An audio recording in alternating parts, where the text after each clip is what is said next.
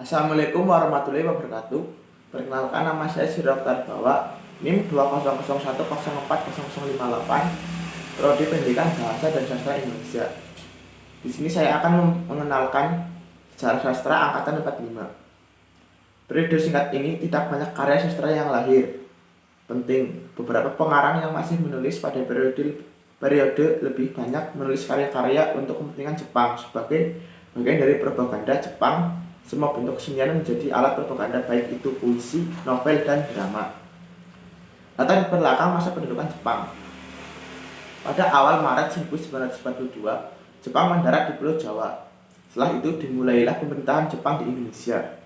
Jepang datang ke Indonesia dengan cara yang simpatik, seolah-olah membebaskan dari penjajahan Belanda. Gerakan 3A, Jepang Pemimpin Asia, Jepang Pelindung Asia, dan Jepang Cahaya Asia merupakan slogan Jepang untuk mendapatkan penerimaan yang baik dari rakyat Indonesia. Semboyan 3A, kedatangan Jepang pada awalnya diterima dengan baik karena dianggap membebaskan Indonesia dari cengkraman Belanda. Setelah Belanda terusir dari Indonesia, Jepang membuat kebijakan-kebijakan untuk menghapus pengaruh Barat di kalangan masyarakat dan memobilisasi rakyat demi kemenangan Jepang.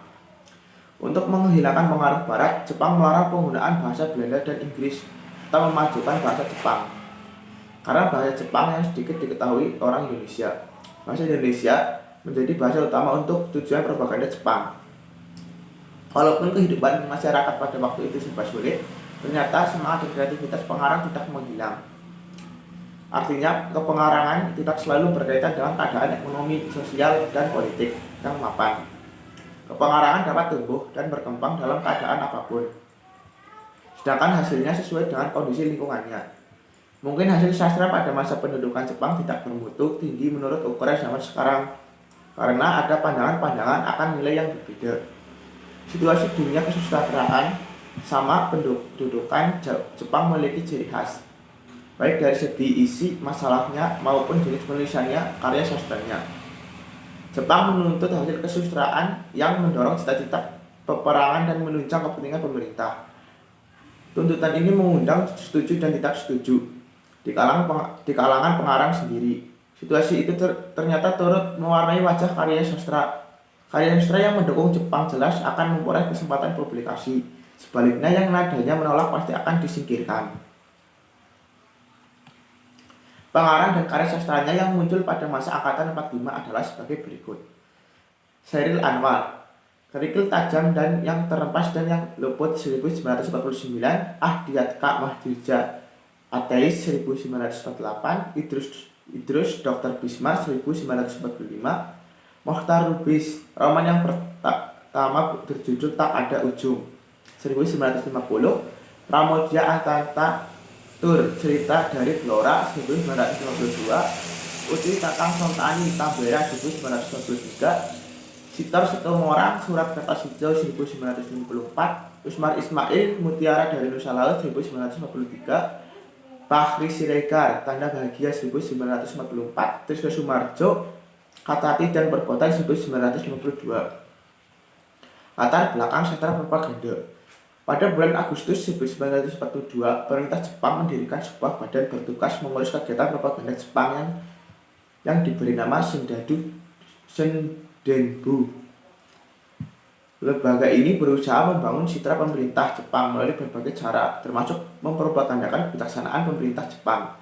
Lembaga ini kemudian mendirikan barisan propaganda yang anggotanya terdiri dari budayawan, wartawan, dan seniman. Kegiatan lainnya yang dilaksanakan barisan propaganda ini adalah mendirikan surat kabar Indonesia Raya yang berisi pesan pemerintah, berita perang, dan iklan kebudayaan.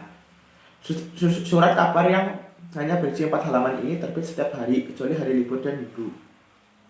Masalah yang mendapat sorotan yang cukup penting dalam majalah ini ialah masalah kebudayaan, terutama kesusastraan Senunis-Pane, salah satu redaktur Asia Raya. Menulis artikel berjudul Kebudayaan Asia Raya yang mengawali penerbitan harian tersebut dan artikel berjudul Ilmu Semangat. Kedua tulisan ini dianggap sesuai dengan semangat Jepang dalam kesusastraan. Masalah yang mendapat beberapa cerpen tersambung Jumat dalam Indonesia Raya. Selain cerpen juga ditulis novel yang berisikan propaganda, yaitu Palawija karangan Karim Halim. Selain palawija, Karim Halim pernah menyudur tonil karangan Henrik Ibsen berjudul The Lee I Love menjadi jeritan hidup baru. Ialah menulis cerpen propaganda. Salah satu cerita pendeknya berjudul Arus Mengalir. Cerita pendek itu dimuat dalam harian Jawa Baru nomor 14 sampai 15 Juli 2603 tahun Jepang, halaman 27 sampai 31. Media lain yang digunakan untuk propaganda ialah sandiwara dan film. Nusa Pindah adalah cerita bersambung di koran Asia Raya karangan Anjar Asmara yang kemudian dipentaskan oleh sandiwara tentang Surabaya. Sebagai media yang penting dalam propaganda Jepang, mendirikan bagian sandiwara dalam pusat kebudayaan Jepang, yang menyebabkan kehidupan sandiwara semarak, banyak pembaruan baik dalam penulisan naskah maupun pementasan. Salah satu peran penting dalam pembaruan tersebut adalah Usmar Ismail dengan menulis lakon Liburan Seniman dan Abi.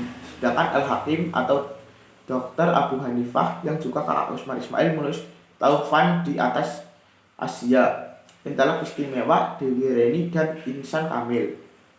Banyak sastrawan yang menulis karya sastra untuk tujuan propaganda. Dengan beberapa sastrawan memiliki sikap pentingnya kejujuran dan keikhlasan dalam berkarya. Mereka lebih mementingkan seni untuk seni, bukan untuk tujuan propaganda. Hal ini bisa dilihat pada artikel-artikel yang ditulis seperti seni untuk seni karangan Saubrata Arya. Demikian presentasi dari saya. Assalamualaikum warahmatullahi wabarakatuh.